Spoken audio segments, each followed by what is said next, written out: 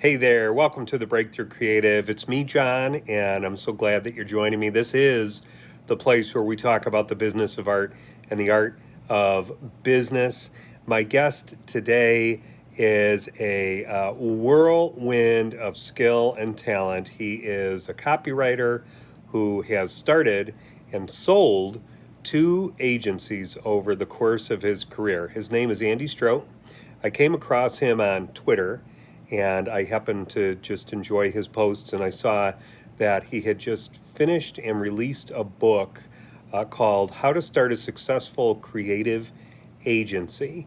And it has everything in it that is really going to be helpful in launching a business and things to consider and how he handled things, and just brilliant stuff. So I reached out to Andy and I said, "Hey, let's chat.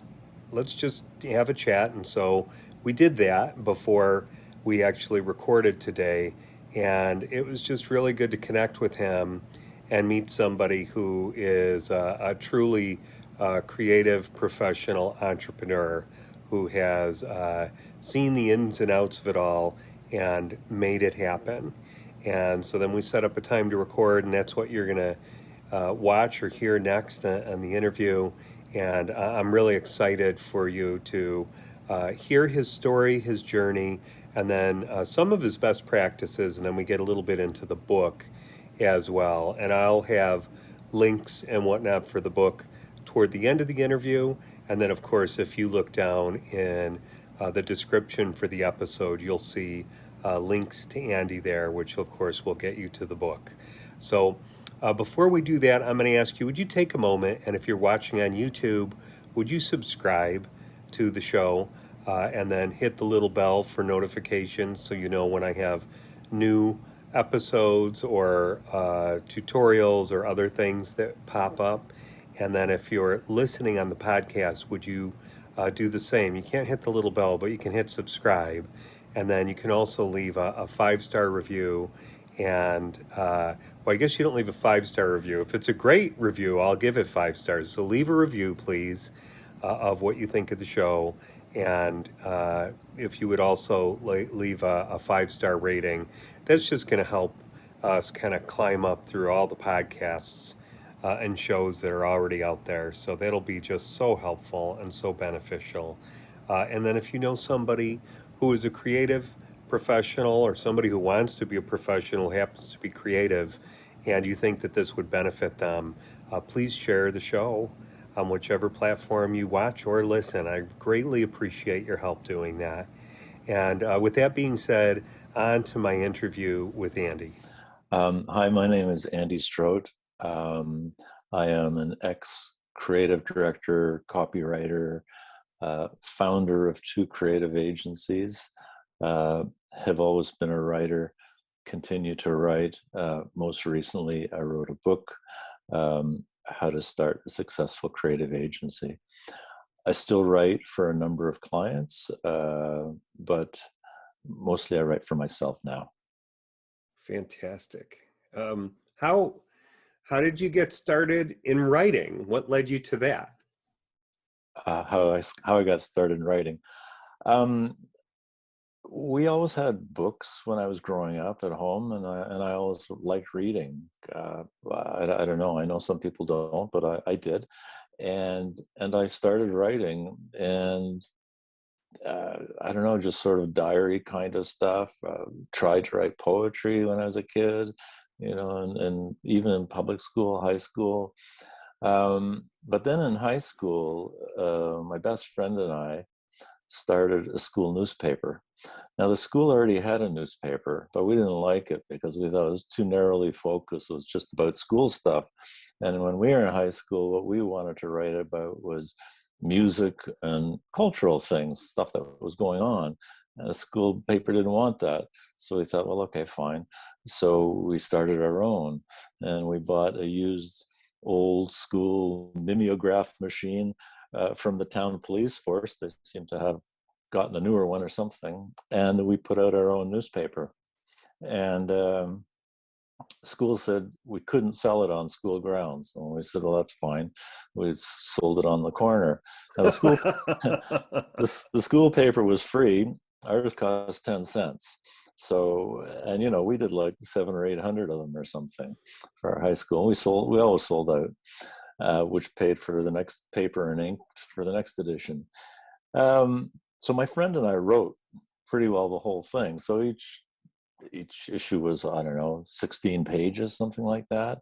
So, you got into the idea of writing all the time, and we get together and figure out, okay, now what are we going to write about, and figure out, what the article should be, and so on. So, that was that. And then high school was over, and I really didn't know what to do with myself. And my parents, they didn't really push me to go to university, and so I didn't. I went to Europe, and ended up working in a hotel in Europe for 7 or 8 months. It was an old German castle hotel. I could speak German. And so I worked there, came back and did a bunch of odd jobs. Meanwhile, my friend had gotten a job as a mailroom boy, which they still had back in the day, at a big advertising agency. And that's how he got to understand what advertising was all about, because he would make the rounds and talk to everybody. And then he thought, wow, here's a bunch of people, they're copywriters. I could do that. And anyway, he managed to talk his way into, not at that agency, he got the creative director to phone another creative director buddy and get him a job there. So he got a job there. I'm still working, in a warehouse somewhere, packing boxes. I have no idea, believe it or not, until this age, like that there was a thing called advertising and marketing, despite the fact that I, read newspapers and magazines and see the ads and watch TV and see the commercials and stuff. But I had never really thought about it, how it got there. Just, I don't know, didn't dawn on me. But then I asked him one day what he did, and he showed me. He had a portfolio already of stuff, and I thought, oh, I could do that. And so I created basically a fake portfolio with headlines and ads and stuff, but, obviously fake, not trying to pretend they're real ads or anything, but just something to show that you can think.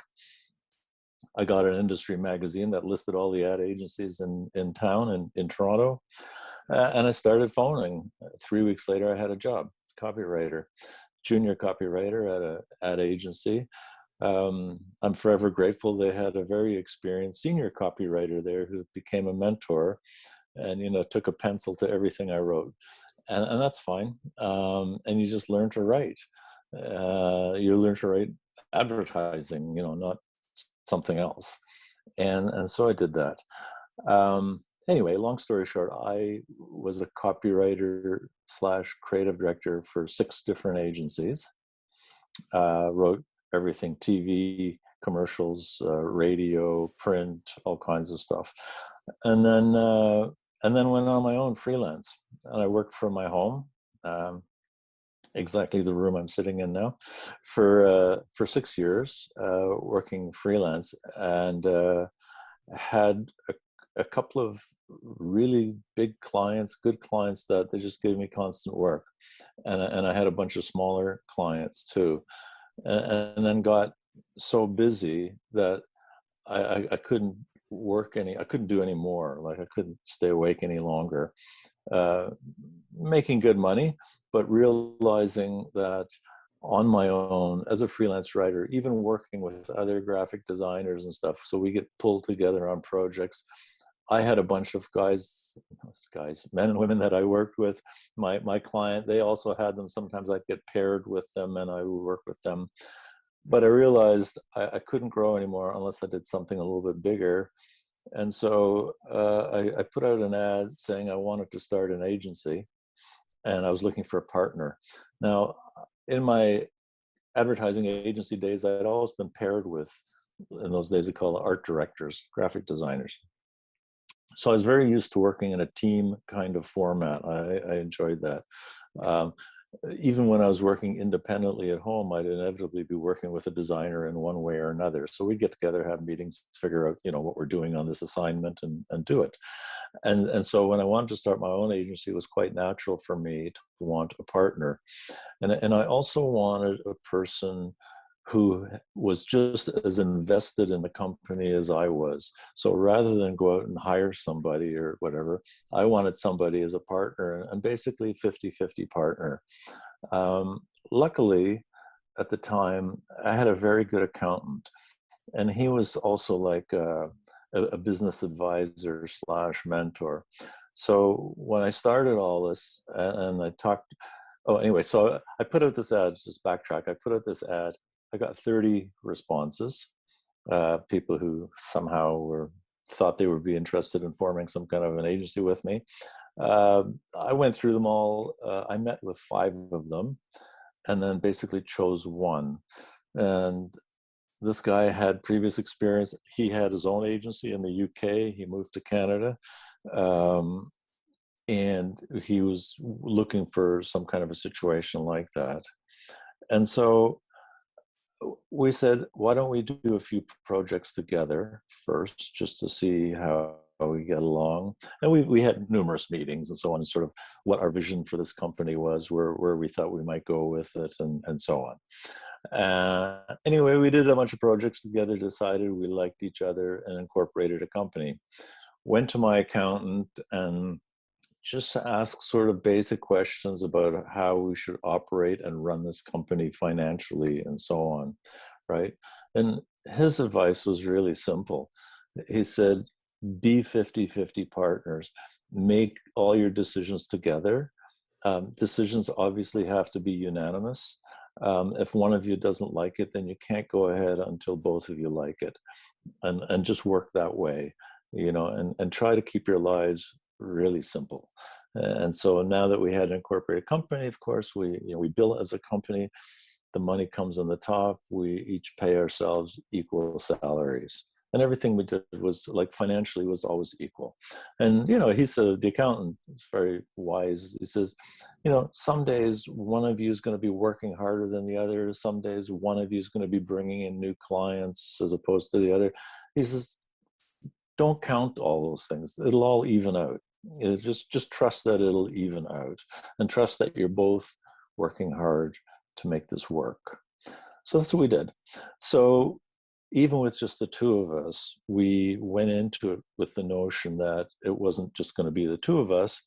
And, at that time we wanted office space, and neither of us, we didn't have the tools the way we have now, like Zoom or anything like that back then.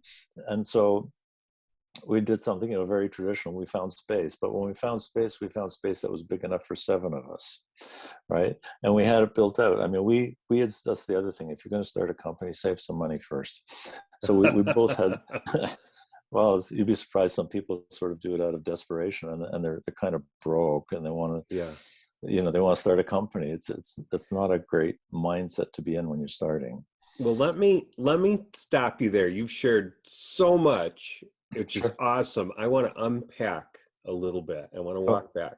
Okay. So let's walk back to you're working. You've returned from Germany, and you're working the jobs that are not copywriting. Right. And your friend is copywriting. He's doing his thing. Were you doing anything creative on your own time in that season? Because this is your early 20s, I'm assuming, or mid 20s. Yeah, early 20s. I got my first copywriting job. I was 23. Okay. And so I was, when I was working in warehouses and stuff, I'm like 21 or something. I think I was writing stuff just for myself. I was reading, writing stuff, and other than that, just being a goof, right? Yeah. Well, what are you going to do when you're barely out of your teenage years and still not really knowing what you're going to do with yourself? Some people, I mean, I had friends who somehow knew, like right out of high school. I mean, first of all, they went to university for something. It might have just been a general BA degree in who knows what, but eventually tried to figure out what to do with that. I could never figure it out.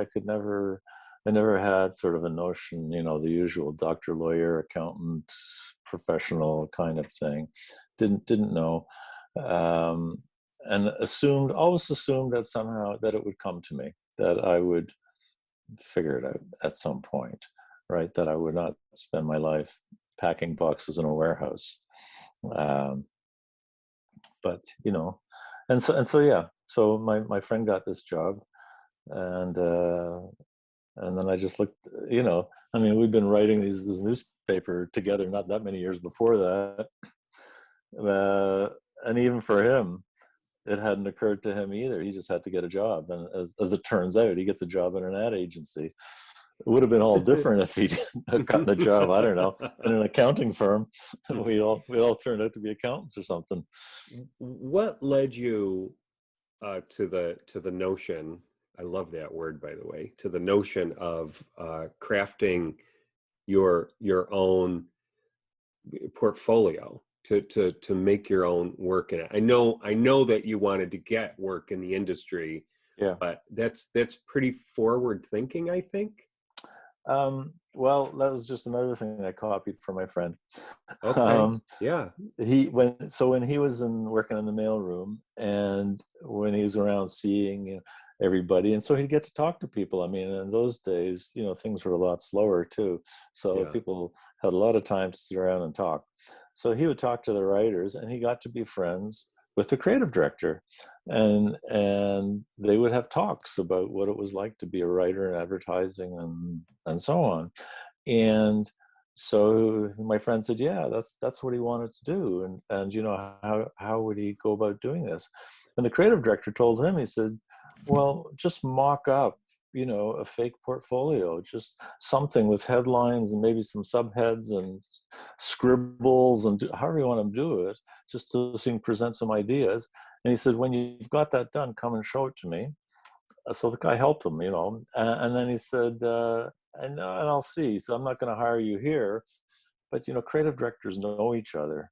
That's the other thing for people wanting to get into the ad business. You should take advantage of the fact that at certain levels, people know each other across different companies. They've either worked together, they've met at different awards shows. They're just part of the industry. They're just they're just colleagues or friends. And so that guy phoned a friend of his at another agency and said, I've got a young guy here who wants to be a copywriter. Do you have any openings for junior copywriters? And the guy says, well, as a matter of fact, I do. And so he went over to see him. And of course, now he's got a recommendation from his friend, the creative director, right? And he hired him. His first account was General Motors. And within 6 to 7 months, he was doing TV commercials, right? So he brought it home, I was going to say a cassette, a VCR, Yeah. those things, whatever they are, and showed it to me. And I said, "You're kidding?" I said, "You worked on that?" He says, "Oh yeah." And with a director, and then they had a whole production company. And it was a big deal, right? It's GM, loads of dough. Yeah. And I thought, wow, like after 6 months into a brand new career, as it were, that you're doing this. Okay, I'll do that.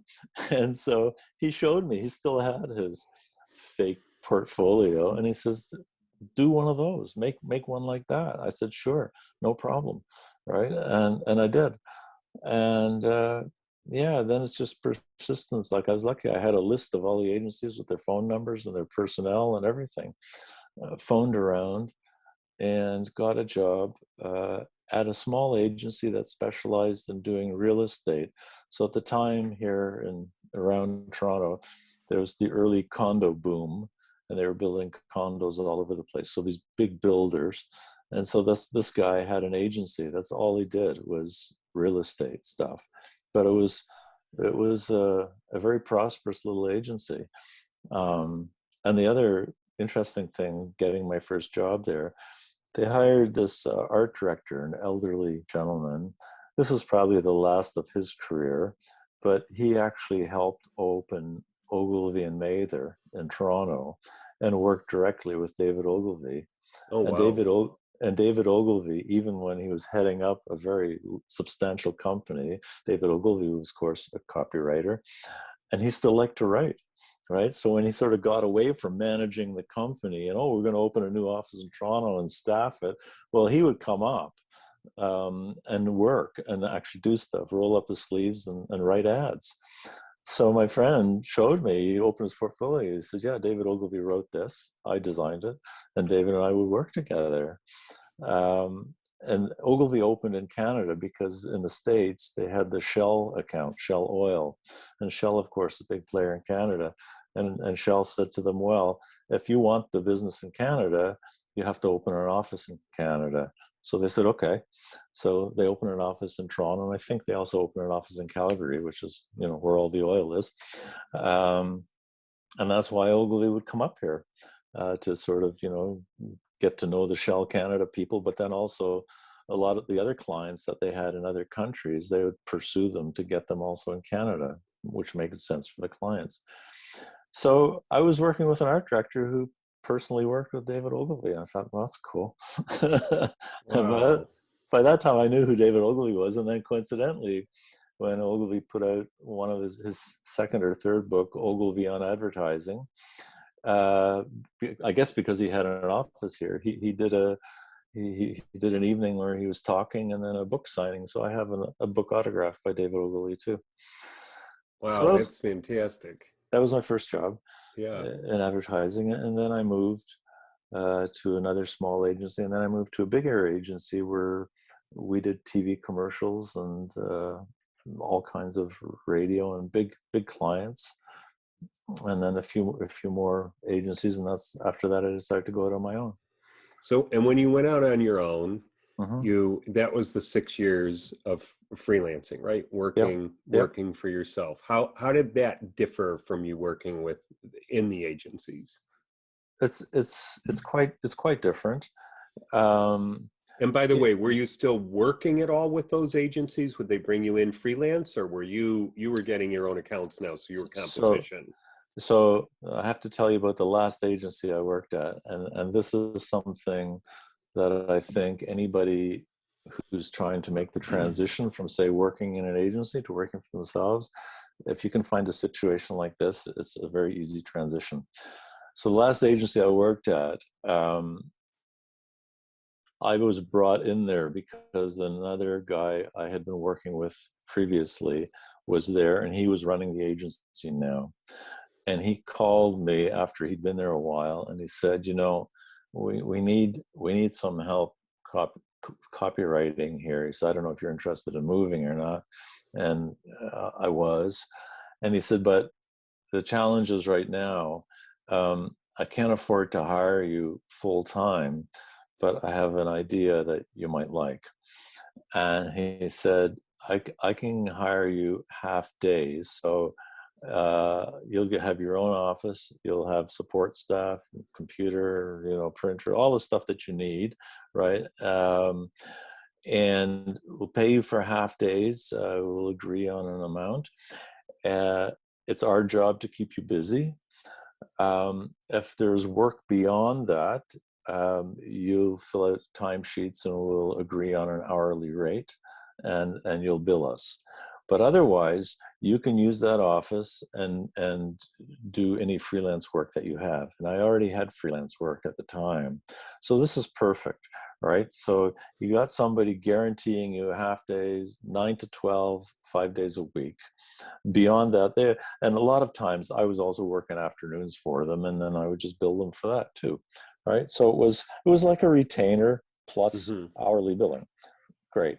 And then I could work all my other stuff around that. So, I would go to work and I would be there full days all the time. Most of the other staff thought I worked there for them, 9 to 5, because I was also doing something. And one day a rep came in, it was a printing rep, and he came to me because he knew I was there doing freelance and so on. And he said, I have a client. They're not happy with the writer, like a freelance writer. Would you go see them? I said, yeah, sure, love to. The client turned out to be Canada's largest electric utility, Ontario Hydro. And they have an internal marketing department that we did all kinds of stuff, like all these little brochures. There was all kinds of conservation programs that they were sponsoring, and for each program they had materials. anyways, in short order, I was doing tons of stuff, as much as I could possibly do. And that's actually why I then left the agency and started working out of my home, because that one client, along with my other clients, just keep me busy day and night. And so within that client, then I got to know a few people in their marketing department and got projects from all of them. And then even as some of those people moved jobs, like went from the utility to, say, a bank, they would take me with them. So now I'm still doing work for the utility, but now I'm also doing work for one of Canada's largest banks, right? And their internal marketing departments have tons of projects. All of these companies also had big advertising agencies, but these projects didn't go to their advertising agencies.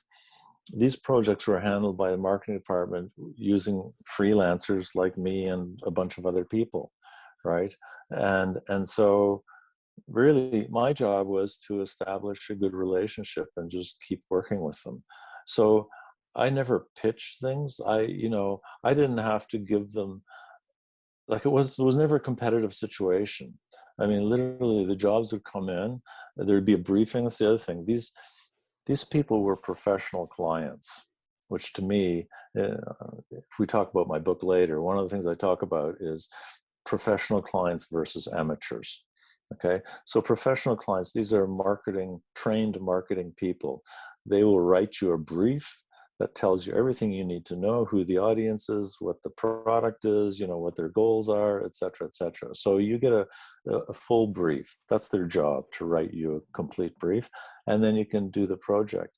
And once I got the brief, often we would get on the phone, talk about it if there were any questions and so on, and then I would provide an estimate to them. And it wasn't competitive. They just needed to know, how much do we have to budget for this, right? And same then with a designer. They'd get an estimate from a designer, and then they knew how much the budget was.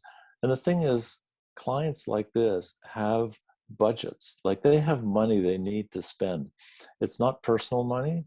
It's money that's dedicated to marketing that has to be spent. And in fact, toward the end of the year, they're in a rush to spend what they got left, because they don't want anything left over. Otherwise, they're going to lose their budget for next year, right?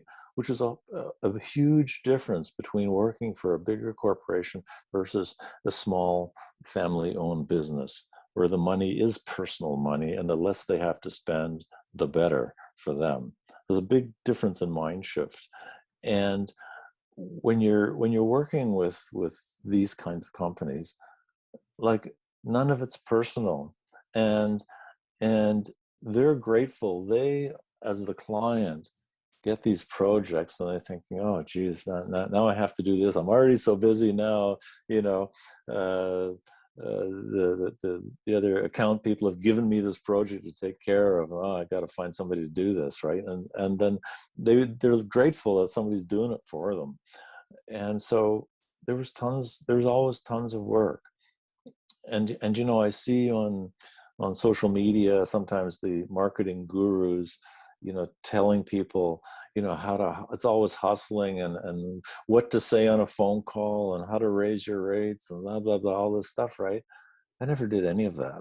I really didn't. I found clients who had budgets they wanted to and needed to spend, and had a lot of work that I could do. Like, I'm a writer, so I'm looking for clients that need a lot of writing. Now, I'm not looking for one-off projects, although I've done my share of them, but that's not what I'm looking for. I'm looking for clients who need a lot of what I do, and where I can get in and establish a relationship, and it's not competitive. Like, they just give you one job after another. And so sometimes, for some of these clients, I'd be doing basically 4 or 5 projects at once, and different, I'd write a first draft till I was happy with it. I'd send it to them. They'd be looking at it. They'd probably have to talk internally to some people. Meanwhile, they'd give me the next project to start on, right? So it was just like rolling projects virtually all the time. I worked hard to establish good relationships with these people, right? And that's the other thing. you know, we're on a Zoom call now because we're many miles apart physically, okay? But my clients were local. I mean, I live downtown in the city. The clients were downtown. I could get on the subway and go see them, right? And I would, you know, and again, you don't want to have too many meetings and kind of useless meetings. There's a lot of stuff you can get done, you know, these days, email, text, whatever, phone if you have to, Zoom, etc. But I was always a big believer in establishing relationships, like real relationships with people. So, you know, if you're sitting in a meeting, they would talk about their personal life. Like I knew when my client, she had a little dog that she adored, and you know, one day the dog's at the vet. We sat and talked about her dog for 10 or 15 minutes. I'm good with that. And I truly did care. You know, this Yeah. is a person, I start to care about. It's not just a client. It's somebody I know, they know me, you know, and so on. That is like just the person to person relationship, right? It's hard to break once you have that kind of relationship. And this was one person, for example, she went to from that job to the bank, and next thing you know, she just calls me. I knew she was going there, and then after a couple of weeks, when she sort of figures out her job, she called me. She says, "Oh, do you want to come in and see us?" I said, "Well, yeah, sure, of course I do." And that started that. So I had clients like that. And then when I started the first agency, and then my partner had similar kinds of clients, a little bit different, but sort of like that. We just rolled them all into our agency. We just told our clients, hey, you know, instead of, you know, Andy the freelancer, now I've started a company, and, you know, would like to continue working with you. And all things being equal, it's just, you know, change the name on the checks and we're good. and uh, and we just rolled into it. So we opened with big significant clients, and built websites for them then, and got into email marketing for them, and just learned the technologies that we needed to learn as our clients were using them, right? So, you know, even today, if I was doing this today, I would get myself very fluent in TikTok and all the other social media platforms. I'm working on projects right now with a designer, and it'll all be social media, and that's fine. So Yeah.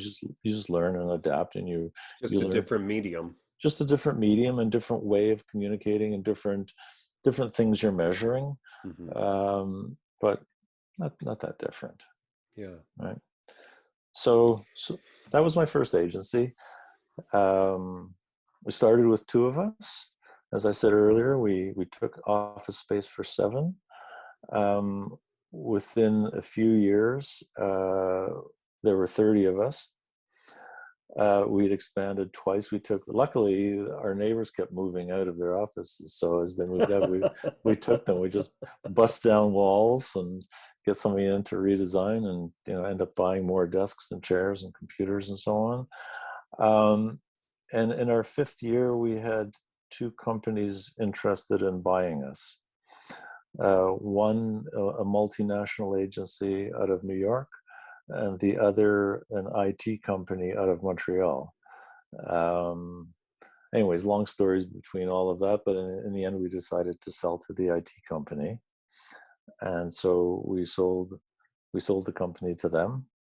And then, as these things go, um, 6 months later, I was free to do whatever I wanted, which is fine. So Which is that's not. fascinating because after you sold, you know, Yep. my concern if I was purchasing a company or a Yep. valuable resource, Hmm. I'd be wondering, uh, or I'd be examining what makes that resource valuable. Yeah. Now, now you obviously made the resource valuable, Yep. and your partner, I'm sure, but Yep. it sounds like you built the value to such a level that you weren't necessarily integral to it any longer. Well, see, now you would think that. Is that fair? um, it, it was a very peculiar time. this company was going around acquiring companies seemingly by the dozen. Now, because it was an IT company, they were buying mostly other IT companies in different areas. So, some into security and some into, they're basically companies, they're like companies with a lot of servers dealing with like managed resources and so on. We were the only marketing company they bought, and they said to us the reason that they're interested is they had a lot of clients that needed marketing work, but they had nobody in their stable of companies to do this. The problem with the acquiring companies, they had no idea how to integrate things. So Yeah. when we started working together, and the CEO was a madman. I kind of loved him, but he was clearly a madman, which is fine. We would have 8 a.m. conference calls every Monday, and he would have all his VPs in the conference room in Montreal, and we were in Toronto. And the VPs would go over their accounts that they thought they could bring us into, right? And in turn, we would go over our accounts where we thought maybe, their IT services could be brought in, right? Anyways, long story short, at the end of it, we never did one project together, not one. And I read at the time, I was reading like crazy about how companies integrated. And back then, the star of the show for this kind of stuff was Cisco. Cisco was buying everything, that had a computer attached to it, it seemed. And they had a very defined integration process, how they did that and how to make sure that people work together and all of this. But when you're being acquired, that's not your job. You can't tell the acquirer how to do this. Who are you to say that, right? And so I sort of knew what I should be expecting, but that isn't quite what happened, right? And in the end, you sort of wonder, why did they even buy us? I mean, they paid, right? But why did they do this? And then I found out later, it was the same story with many of their acquisitions, that it was like a neutron bomb. Like the integrations just never happened. And then after 6 months, they decided, oh, this ain't working out. And you're kind of free to go. I thought, well, okay. I felt sorry for my staff. This is not what I intended at all. Right. And in the end, some of them went over and worked with them and for them and stuff. But, slowly they all sort of went and found something else to do. So after 6 months, when I was free to go along with my partners, me and another one of my partners, not the same guy I started the first agency with, but in our first company, I ended up having a couple of partners. Me and one of the other ones, we started another company, and we took all of our clients with us because because the company that acquired us had no marketing capabilities once we were gone. Like, they just never absorbed it into their company, which, was unfortunate, but that's the way So it it was. sounds like you guys, your company looked enticing to them, and they were buying things up anyway. So there was a meeting somewhere where they said, well, we need marketing, so let's Yeah, look around. They yeah, made the offer, they absorbed you, they didn't know what to do. yeah, And then at some point they said, well, we're going to cut our losses. yeah. And it sounds like they weren't bothered beyond that. They No, were so no. big and high up in the sky, it was like, okay, you could go off and do your thing. Yeah, they were moving on to further acquisitions. Yeah. We were the smallest acquisition they ever made, and we were the oddball. We were marketing, right?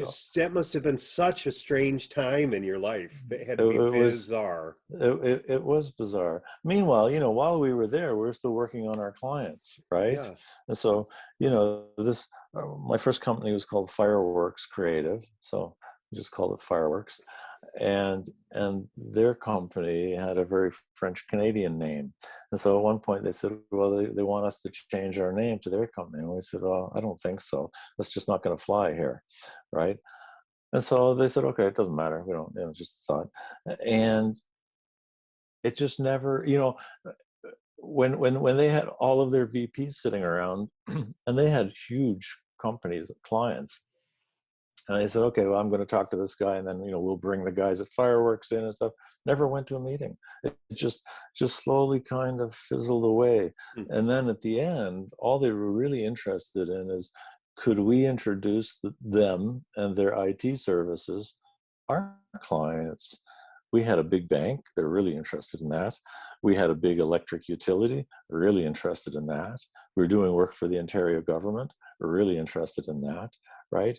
But even there, so we said, okay, sure, yeah, that's that was part of the deal, right? And so we would say to them, okay, you guys got to put together a presentation, some kind of presentation, and then we'll introduce you, and then we'll see how it goes, right? It just never went anywhere. This is like Wow. they get distracted, they're off doing something else, and they're it's kind of weird that way. So that was strange.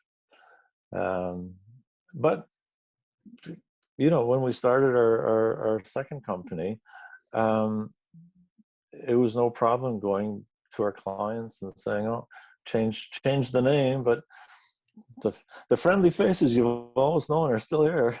And again, we started that with three. We already started with one employee. We already knew we were going to be busy, and we found sublet space, and we just started from there, and we grew that company from 3 to 28 people. And then I retired from that. So I sold my shares back to my partners. So I was paid out over a number of years and traveled a lot. Went to a lot of places, and still did some writing, and started thinking about this book that I wrote. So that's So what I've been tell up me to. about that. Tell me about the book, what it's about, and the journey of writing that book. So the book is called How to Start a Successful Creative Agency. So this is just strictly based on my experience and the things that I've learned along the way. And I'd always, and again, just because I'm a writer and I write, I'd always thought, oh, some of these things I should just capture what we did and how we worked and so on, because I see, a lot of other companies, and I see people online having all kinds of issues, all kinds of problems of things. And so I just started, and I started, and then I sort of set it aside, and then maybe a year and a half ago, 2 years ago, I sort of got more serious about it and thought, okay, I'm gonna really seriously make this a book, not just a bunch of notes, right? And then I wrote myself an outline, what I thought should go into this, who I was talking to, uh, what information I could share that might be of value to them. So it's mostly written to copywriters, designers, filmmakers, people who might be on YouTube seriously now but want to work for corporations, for example, programmers like front-end programmers, website developers, email marketers, and so on, um, social media managers, that kind of stuff. Anybody who might form their own kind of company to do this. So some of these people are employees somewhere, and they want to go off on their own. Some of them are likely freelancers. Some of them are doing this as a side hustle. They are whatever they are in their day-to-day job, but somehow they've started communications as a side hustle to try to make some money and build something, I guess. All of them with the notion of wanting to do this full time. Um, so my sort of definition, you can be an agency of one person if you want and work with other contractors and freelancers, but you're kind of heading it up. So you get clients and you say, yeah, I can do whatever this project is. Some projects you may be able to do just by yourself. Other projects you'll bring somebody in, but you'll kind of manage the whole thing. So there are people doing that, right? I mean, when I was working freelance, I did that with some clients too, right? Um, But for me, what worked best is if you formed an entity and you could call it a company. And I found out, I've on Twitter, somebody said, 1 + 1 = 3. So, you have one person like myself, a writer, you get yourself a designer, and you form a company. That's the three. That's the third entity, because a company is different out there than just a person, or just, as I would say, two guys, right? People look at it, they hire a company, not that you're trying to hide something, but it doesn't, just the company name doesn't necessarily say, hey, it's just two guys who got together. It's a company, right? That's just, Perception is important. it's a different perception out there. It's a Hmm. different feel, right? And the notion is, depending on how your business goes, that the company will adapt however you want to meet the needs of the business, because ideally you're looking to grow, right? So again, I see people online saying, "Oh, I'm really busy, and I've got all this other business coming in, and I'm just going to have to turn it down. This kind of business I would like to do, and it's my client type and everything, but I can't do it." And I'm just smacking my forehead, and I'm thinking, if that is not a signal that you should be expanding somehow, I mean, figure out for your situation. But why would you turn something like that down? I mean, the other thing that, you know, you can't know in advance is having a meeting with somebody that could lead to years and years of ongoing business, the kind of business you want and like and are good at, and you potentially are going to turn that down. You know what I mean? I can't personally, I can't fathom this. Like I would never do that. I would, if somebody approaches you with something that's not appropriate, that's not stuff that you want to do necessarily, you're not good at it, that's not really what you're looking for, that's fairly easy to turn down, right? You can just say, not for me, I'm too busy, I'm sorry. You might recommend somebody else if you know somebody who might be the right fit. But if you get somebody approaching you that would be an ideal client for you, I don't know. There's only one answer, and that's yes. What do you think it is? And maybe there's another way to frame this question, but what do you think it is that makes somebody turn down an opportunity like that? Um, they they they haven't thought beyond themselves yet. They see themselves. They're probably, they're a freelance writer, let's say, or freelance designer, or freelance programmer, and they work by themselves for the most part. They might bring in other people from time to time, but basically they see themselves as a one person organization. And if they've thought about it, the other thing I hear is, oh, I don't want the headache of managing other people, and potential overhead and all the stuff that comes with it, and I don't want to do that, right? Okay, you know that's what it is. Then you're going to stay a single person, right? um So how did you handle that side of things? Like is it just is your it seems like it's your temperament, and you just kind of take things as they come at you, and it's just another problem to solve, yeah, I mean, it's not even a problem if you find the right people. right?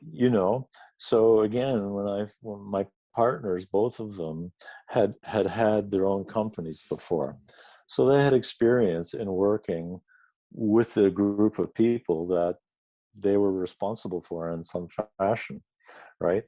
And so that's part of what I wanted, right? And if I'm going to be a 50-50 partner with you, then I want you to also take some responsibilities for running the show, right? Not just doing what you're here to do, but also managing whatever needs to be managed. But the other thing is, when we started, say, our first agency, there was my partner and I, and then the first employee we hired was another designer. So my partner was a designer, I'm a writer. The first employee we hired was another designer, because we had lots of design work. And the sort of the general rule of thumb in these things is one good writer can actually keep 3 designers busy, right? That's because, I can write something in a day or a half a day, and a designer will spend the next 2 or 3 days on it. Meanwhile, I can get somebody else working, right? So anyways, we had 1 writer, 2 designers, but the 4th person then in this thing, we hired an admin slash project manager. So now we showed this person how we wanted to do estimates, invoices, deal with outside suppliers, and just take care of all the crap. Bills come in and all that stuff. Then we had a freelance bookkeeper who came in at first, I think it was once every 2 weeks, right? And so we would just have an in basket. Any stuff that was a bill or something that needed to be looked at, we just left it there. And she was an experienced bookkeeper, and she set up our books, and she worked with our accountants so that they saw eye to eye how they needed the financial information presented. No problem, right? And so having that admin project manager person plus that bookkeeper, that freed us to do much more of what we were there to do, right? Work with clients, do Yeah. our projects, and all this other stuff. And these people, it's funny when you start a small company, right? So imagine now you are an admin person like that, and you've been working other jobs somewhere, different companies, but it's exciting to be part of a little startup. You now are going to sort of help run this company. Like, people like me are going to tell her how we want to do some things, but they'll come back to us and say, oh, I found a better way of doing this, that, and the other, and now I'm going to do this. And so, and you can contribute to it. And it was fun. We had a great time. It was exciting, that you went from kind of nothing, and now all of a sudden there are the 4 of you, and next thing you know, there's the 5 and 6 of you, and you're doing all these projects, right? Yeah. And for major clients, for big clients, and the jobs just keep coming, right? And we try to do a decent job, obviously, and keep everybody happy. I mean, the thing is, you don't have a contract. Like if you're not doing good work, if you're not getting it, or if you're always at odds with the client, I mean, they can switch suppliers in a heartbeat. There's any day, for any reason whatsoever. There's nothing other than how good you were on your last job. That's it. But you know what? Even with the biggest of ad agencies and the biggest of clients, global clients, they can change their mind in a day too. There's Sure. they'll have contracts, but the contracts are always at their pleasure, as they would Yeah. say. They can nullify that in a day. One phone call, it's done, right? So no different, no different. Um, and that's how we grew. We just kept rolling into it, and then the thing is, that's the other thing, that people who haven't done something like this, that they haven't really thought of, and I only know this in retrospect too. Things change. Once you change the situation, other things will change too, right? So now it's not just 2 guys. Now there are 3 or 4 of you. So when you go to see people, you can tell people, oh yeah, yeah, we can handle that project. We got people here. Oh, you guys can do that? Well, listen, then I got another one for you too, right? Now all of Mm-hmm. a sudden things have changed, and it's like, a snowball rolling down a hill. Keeps getting bigger, gathering more snow. Same deal. um, the situation changes, then the outside situations change, right? You get introduced to people, all of a sudden you know more people, and so on. By the time we were in our third year, so we were in a building that had a rooftop deck. It was an old building. It used to be an old loft building. We had a cool office there, cool old loft space renovated into offices. And up on the top of the 12th floor was a rooftop deck. And the landlord would let you use that deck for parties. Now you had to get appropriate insurance and everything, because so people didn't launch themselves off the edge of the deck. It had walls around it. It was cool. I had a great view of downtown, all the buildings and stuff. So in our third year, as extravagant and silly as we were, we said, let's have a party. We'll have a big party in the middle of summer, right? And we did, and we invited our clients, and even the clients we worked with, we said, bring some of your colleagues along too. It's okay. We got lots of room. We had it catered. We put up a dance floor. We had a 3-piece rock and roll band. We had caricaturists there, people who draw caricatures. We had a palm reader. We had all kinds of entertainment there. This party cost us, I don't know, 25 grand, something like that, right? We had to get special insurance. Of course, the insurance was, I don't know, 2 grand or something like that. Sure.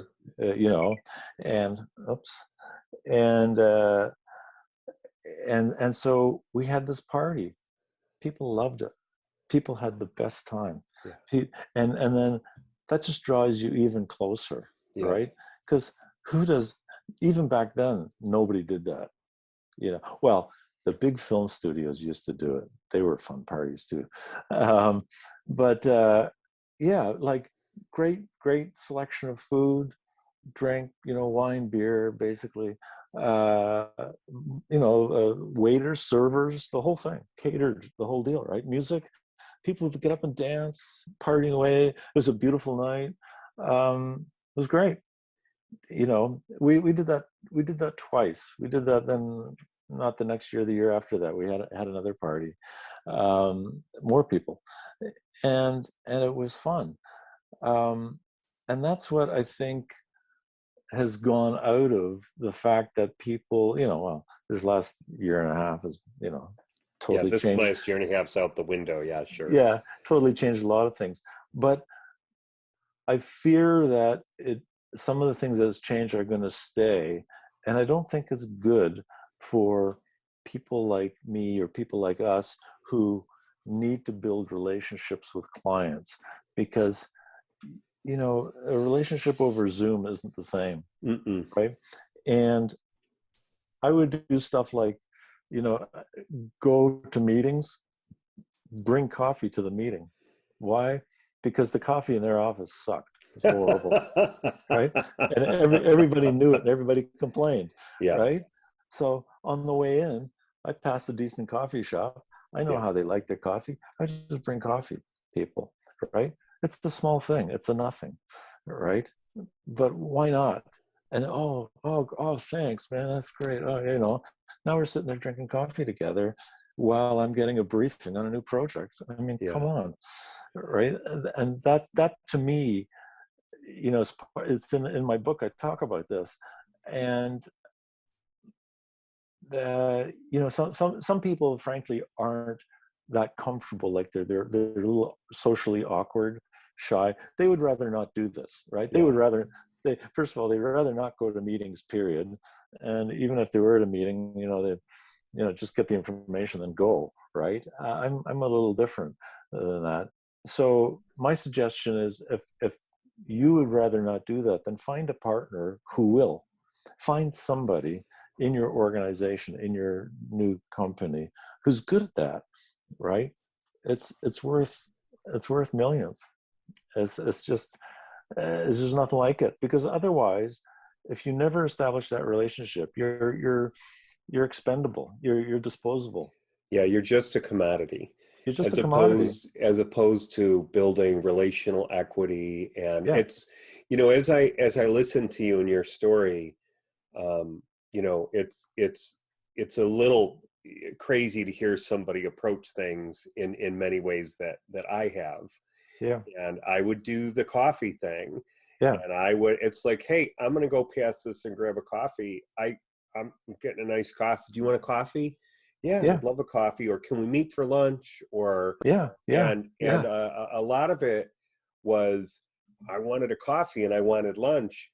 But if I can do business over lunch, or if I can do business in a manner that's relational, right, then I know that helps me in my business.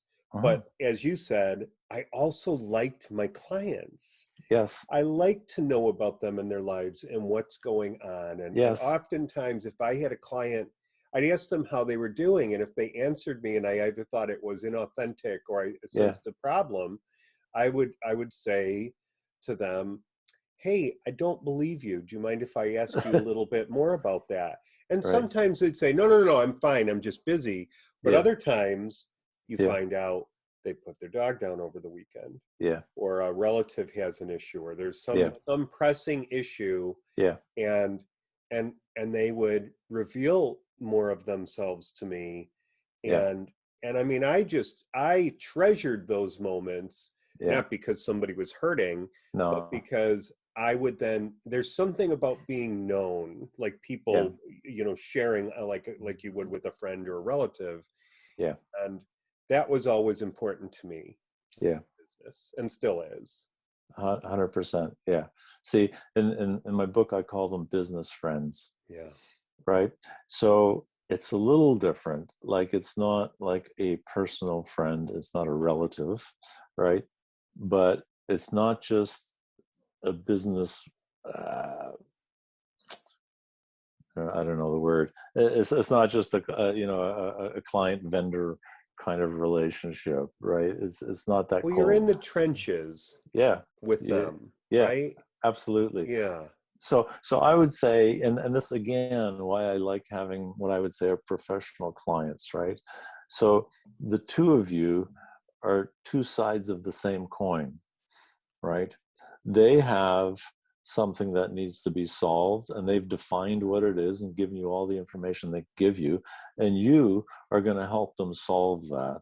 And together, you're going to come up with a solution for whatever the issue or the problem is, right? So you need a campaign for whatever.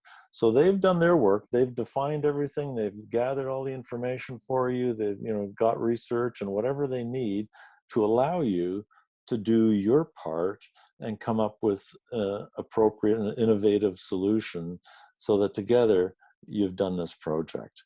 And that's the other thing. You always want to make sure you give your clients credit for what they've done, right? And one of the things where early on I kind of changed my mind on, early on I would say, oh, we're not entering awards show, that's stupid, just a vanity thing and blah blah, and who cares, right? But I began to realize, no, wait a minute, the clients care, right? And then you soon realize that there are different types of awards shows. So the awards shows that the advertising agencies care about are the creative kind of awards, the communication arts, or in the UK it's the pencil and all kinds of the UK Copywriters Club and whatever. They all have award shows. But what you need to realize is that a lot of industries also have their own marketing awards shows that are more business driven. So, for example, there's out of the States, I think out of Arizona, the Summit International Awards. And these are all like much more industry like, and they have, 1,000,001 categories and so on. And part of entering those awards are also presenting the business case for what this advertising or marketing piece accomplished. It's not just what it looks like and the snappy headline. It's tell me the business case. So you'd have to work with your client, because you need all kinds of stats now, because how did this do, right? And what happened, and so on. And those awards also had the client's name in it. Who was the client? What was the company, the person, et cetera, what role they played, and so on. So it was much more of a joint submission. And when we would win in those awards, it was much more meaningful to the clients, because it talked about the business case and so on. And just like every award show, they have like little trophies of different type, and you'd put them on a shelf somewhere. But we soon learned for our clients which shows they were interested in, right? And even they would have like PR. Like we weren't a PR agency, But a lot of times the work that we did, we kind of worked alongside the PR agency, and we would contribute things towards a PR campaign. So we also made sure that that stuff went to PR awards, which to them was just another award show, but a very business oriented one. And they liked that. So we got into that, whole hog. And we, as the agency, we would pay the entry fees. We would make sure everything got submitted. Like, we did all the work, no charge, just part of client relationships, right? And we kept track of when the awards came up and when, the due dates were, and so on, and made sure stuff got entered. And we would talk to them about, what we'd done in the past year. What about this campaign? What about that? And stuff like that. And they'd say, oh yeah, okay, fine. I said, well, okay, well, if we're going to enter that, then you've got to dig up all these stats and, stuff like that. And they would do it. They would get excited about it, right? And we won our share of awards. I know some years, we'd come out of there winning 6, 7 awards, right? For different clients, 2 The goals. clients loved it. They love it. Yeah, They love yeah, it, right? yeah. And to the point where, then they also have these big banquet nights. But of course, especially, the American awards shows, they say, well, can you come down to our banquet night in Phoenix, Arizona? No, can't really make it, no. But even the client couldn't take the time off, and Sure. it was just, I don't know. But we had enough shows here. Toronto's a big city, and so there's enough shows that were more local, and so we would go to them, and the client, they would end up paying because they had all their own staff want to go, so they get like a table, 2 tables of 8 each or something, and we'd get invited and get to go up to the podium to collect the awards, Yeah. right? Oh. And that's just another thing that just cements you together, right? Yeah. Now you've done the project together, and you get some recognition for it together, and it just keeps going, and everybody's happy. Big night. They also have photographers there, and I got all kinds of pictures of myself with clients all around me and stuff like that. That's what you want to do. Yeah. Um, Is there anything about your book that we haven't hit? Is there anything you'd like to get into a little bit more, or? I think sort of one of the key things, and we touched upon it a little bit, and that is that people should think harder about projects versus clients. And I'll say every client starts with a project, but in advance that there's the opportunity for many, many projects. So it's not just a one-off thing. So, I'm not cold calling somebody, can I build a website for you? And once that website is built, there's no more projects, because that's all they needed was a website, and they're going to manage it themselves, and we're done. All the time that I have to invest in learning their business, learning who they are, how they operate, all that stuff, right, is all done for one project. So I'm not that interested in that. And I think people need to look and find clients. And then that gets into what I call professional clients versus amateurs, right? And the professional clients work at organizations where they have a defined budget for marketing, or whatever it is that they call it, right? Whereas you go to an amateur client, they don't have that, right? They know they need something. They haven't set money aside for it. But if you think about it, any company, they've set money aside for rent, for salaries, for taxes, for the cost of goods that they sell or process or whatever, right? So they have budgets for all of these things. The only thing they're missing is a marketing budget. And so when it comes time for a marketing need, they're looking to see where they can basically borrow some money from, or it comes at a profit, which is even worse, right? So then when you go there and you meet with them, inevitably the second question is, well, how much is this going to cost? You haven't even defined the project yet. I don't know how much it's going to cost, right? Whereas with a professional client, that's not the question. The question is, can you do this project, and here's what we need, and are you the right one to do it, and so on, and then just tell me how much it's going to cost. Or they might come, even a professional client might come to you and say, okay, here's the project, and they will have defined it, and I've got a budget of X dollars. I've got a budget of $25,000 for this project. You look at it and tell me whether you can do it within that budget. How would you deliver this project within that budget? That's fair. Then you can figure out, how you do it. And you already know what the budget is. You might come back to them and say, actually, we needed a budget of 30. So we can either, if you can find that, that's great. If not, I can, make this become a $25,000 project, and we'll just, put this aside. What you really don't want to do is to do a $30,000 or $40,000 project for 25, right? You want it to be appropriate. But those are the discussions that you can easily have with a professional client, because it's not their personal money.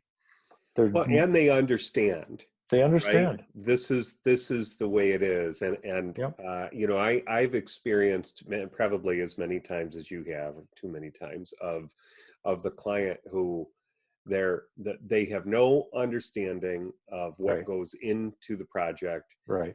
They almost think of marketing, or in my case, illustration and design, as a bit of a vanity Yep. component of it, and they can Yep. get you at a Yep. cut rate. Yep. And you learn to sniff those people out Right. as you go along, and then when you Yep. find the company where you, like you say, it's not their money.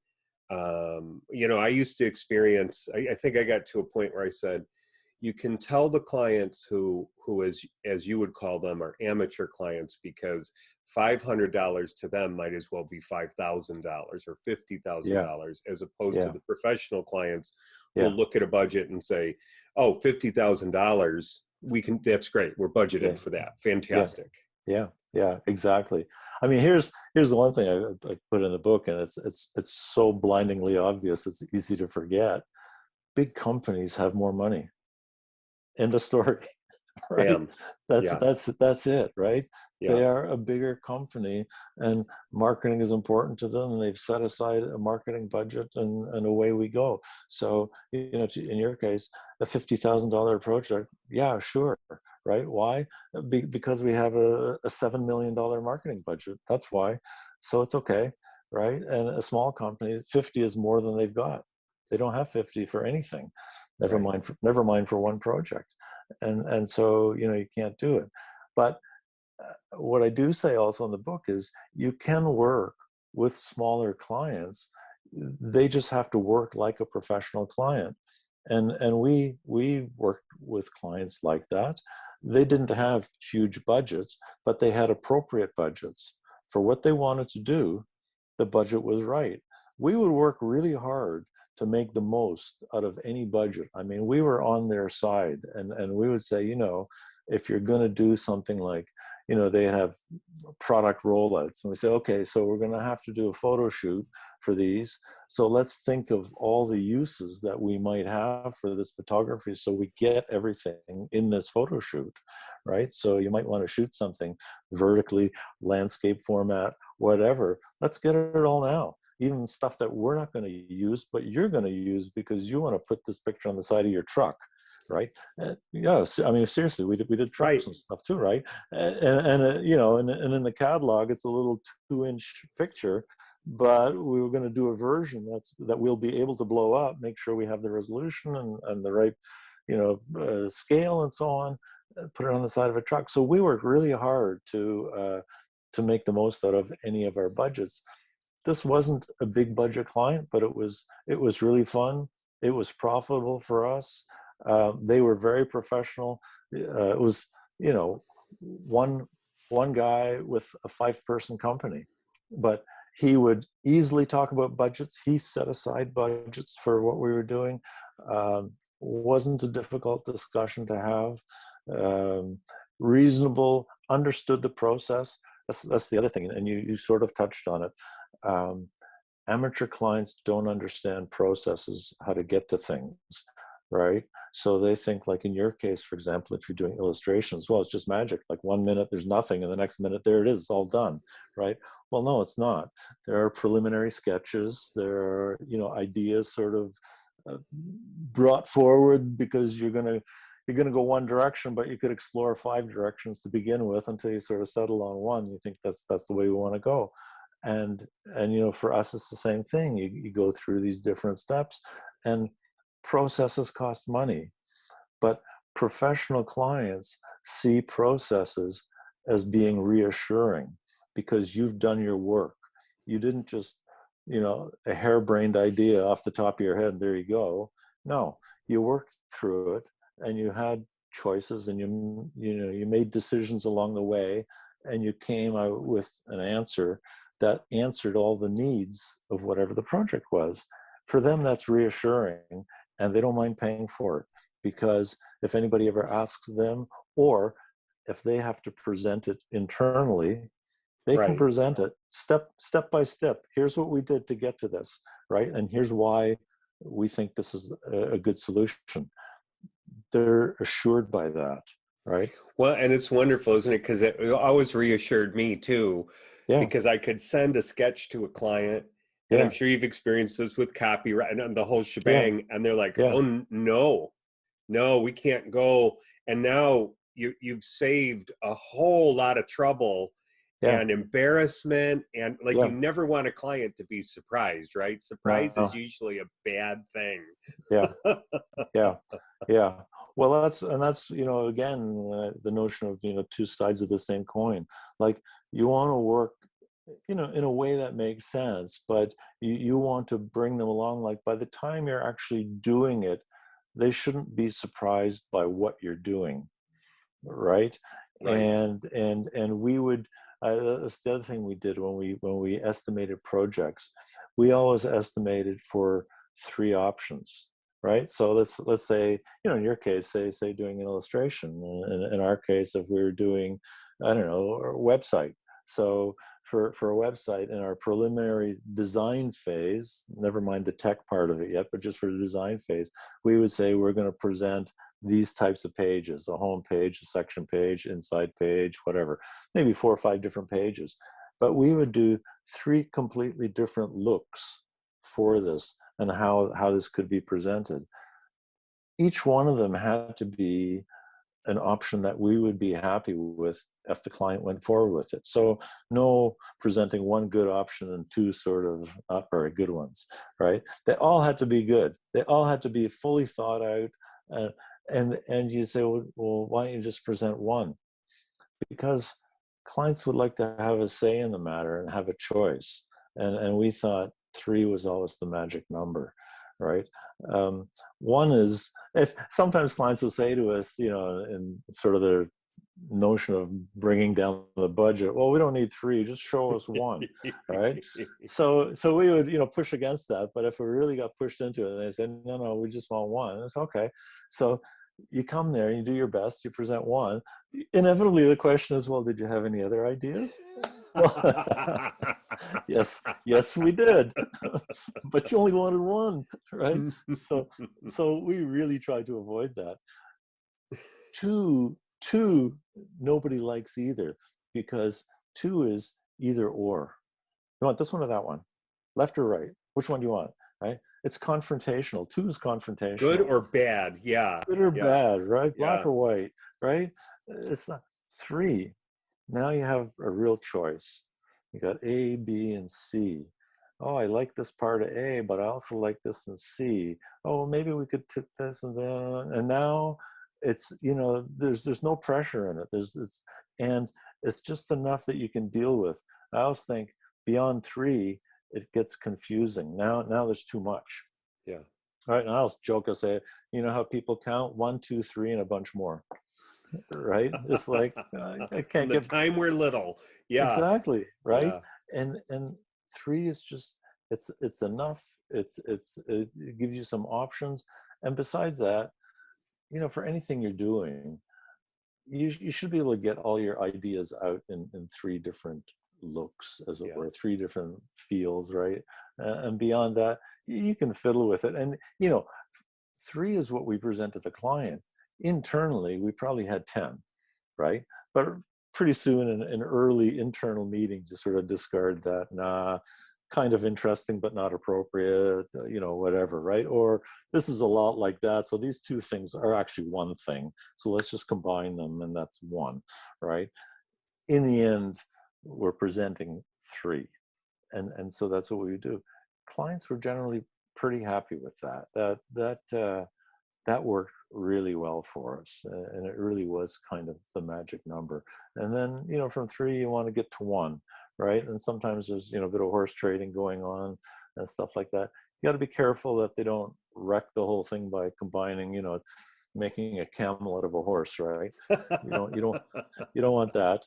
Right. um, but that worked for us, and that's how we went.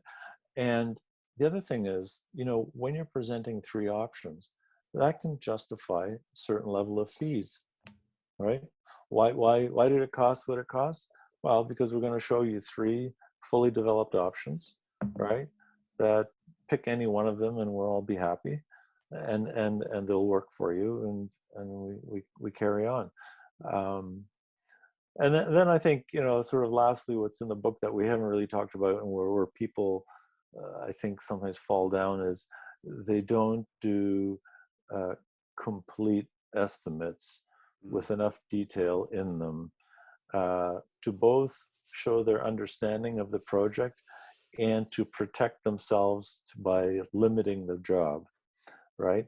And so, I sometimes see in social media, freelancers or people in small agencies say, oh my God, I'm working on this project. I've already delivered more than I said I was going to deliver. And now the client wants more, but they're not going to pay for more, right? And then of course, everybody sympathizes with that notion. And I generally keep quiet, but what I'm thinking is, your estimate wasn't very good. Like, this discussion shouldn't happen, because it should be clear in your estimate what you are going to deliver, right? And how much, right? So in our estimates, we detailed what exactly we're going to show you and what we're going to develop and how we're going to do it step by step. And we would have dollar signs next to deliverables. So for this phase, it's this much. The next phase is this much, et cetera, et cetera. And it would always say, in each phase includes up to 2 rounds of revisions. So up to. Further revisions will be estimated if necessary. So once we got to 2 rounds of revisions, and we had to be clear, we tell them, well, that's your second round of revisions, in the nicest way. Sure. And they would know, Now, we had some clients who had a lot of bureaucracy, many levels internally. Some of our stuff would be presented up to the president, the CEO. But before it got there, it had to go through different levels. So they would tell us, include 5 rounds of revisions in your estimate. And we'd say, okay, no problem. Let's change the estimate, of course, right? And so everybody's ready for it. It's not a surprise. And it was up to, right? So, if it was only 3 or 4, the price didn't change. We just included up to 5 rounds of revisions. And that's fine, but it's clear, right?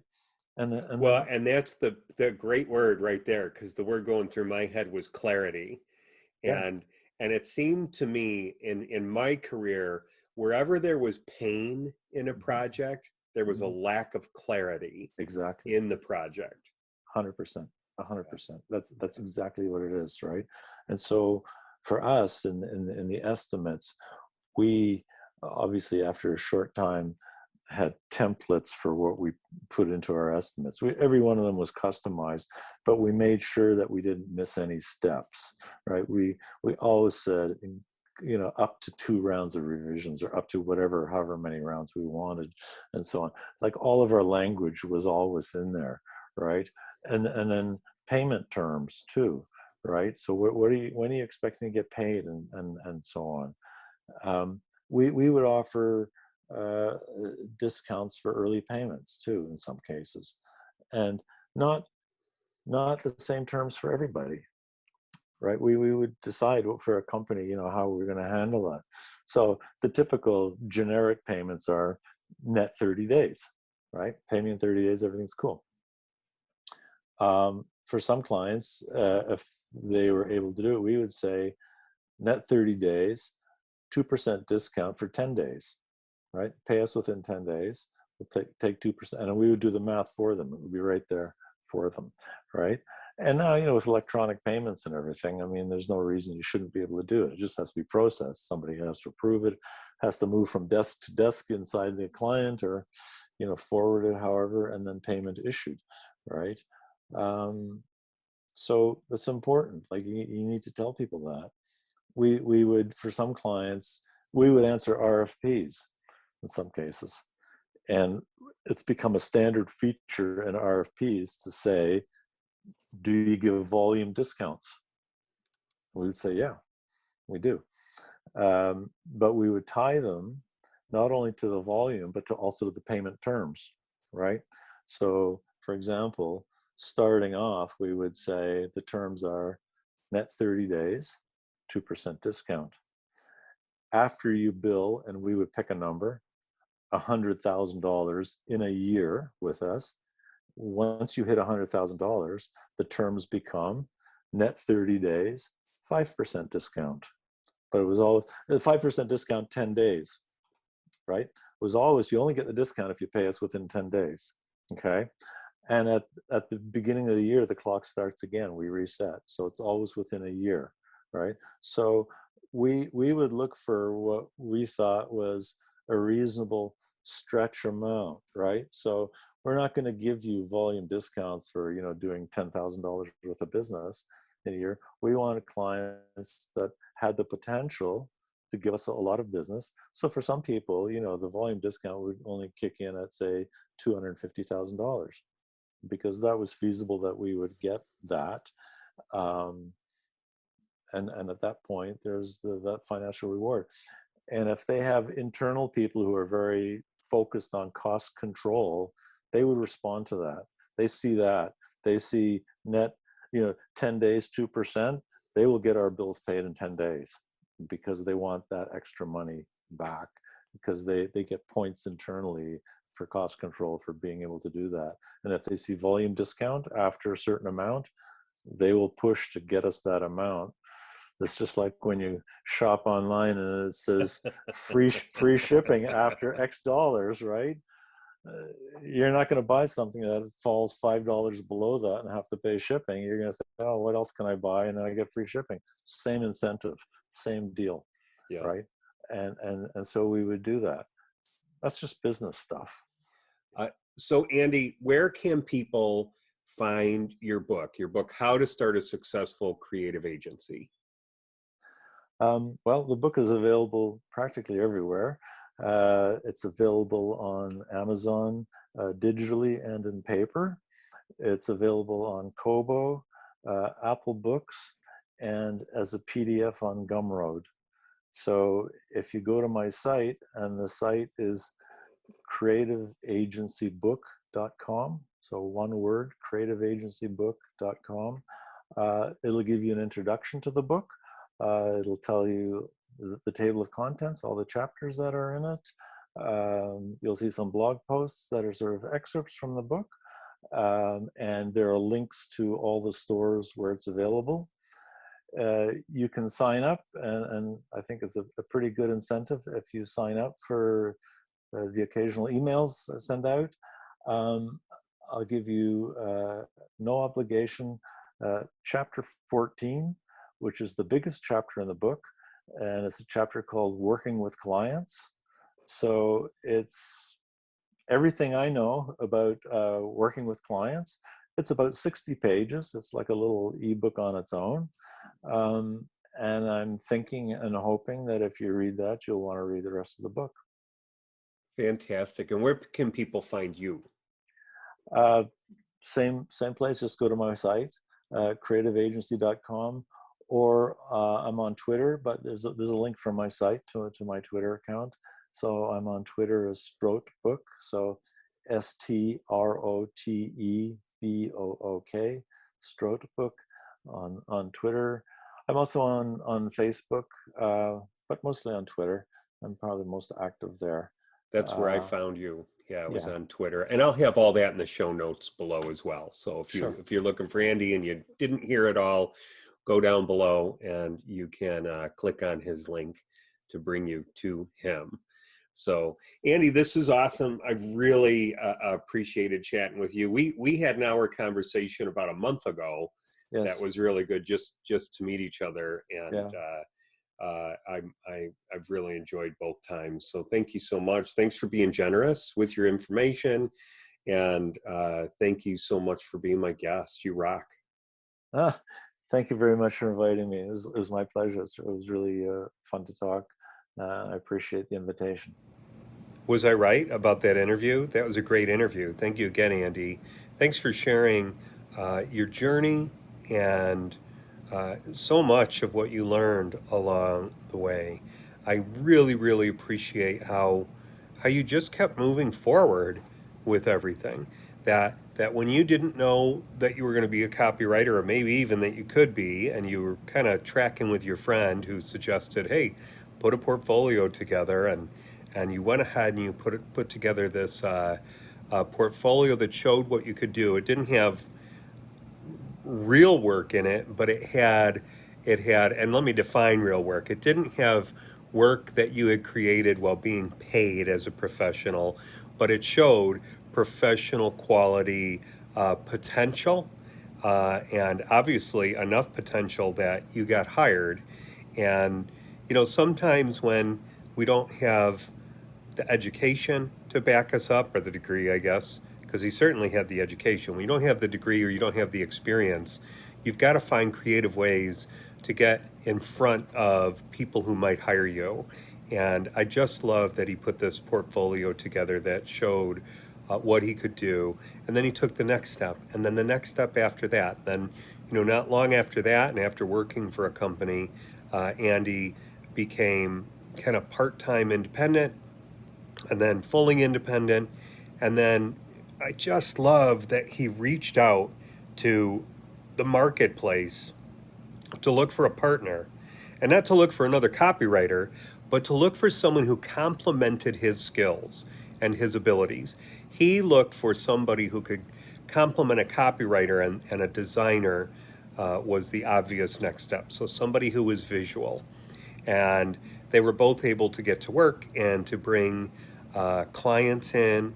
And I just thought that that was fantastic advice from their accountant. I believe it was the accountant who suggested, hey, look, just treat everything as 50-50. It's just the way it's going to work out in the end anyway. And it's the best balance to have. And there's going to be times where your partner is making more than you and maybe working less, and vice versa. Don't keep track of that stuff. Just go to work, and each of you do your best, and it's all going to work out. I love that. I just thought that that was just stellar advice in starting an agency. And I just really am appreciative of Andy's stories throughout, and love some of his thoughts on finances and how to deal with the financials with big clients, where you're giving them a percentage off if they'll pay faster. Because if you can be liquid with cash, that is king, and that just helps you to withstand um, up and down economies, right? So very cool. So again, Andy's book is How to Start a Successful Creative Agency. I've got it right here. This is what it looks like. It's a really good read, and I couldn't recommend it highly enough. And I encourage you to follow Andy on Twitter. And then, of course, you can learn more about him at creativeagencybook.com. All right. Well, that's it for this week. And I encourage you, wherever you're at, take that next step that's going to get you closer to either starting your creative business, or further and advance your creative business in a direction that you want it to go. That may be going out and calling some more clients, it may be working on your website, or it may be developing some new developing some new skills, let's say that properly, that are going to help you to cure the problems that ail your clients, huh? So there you go. So get busy about doing that. And until next time, I'm John for the Breakthrough Creative. Have a fantastic week. Cheers.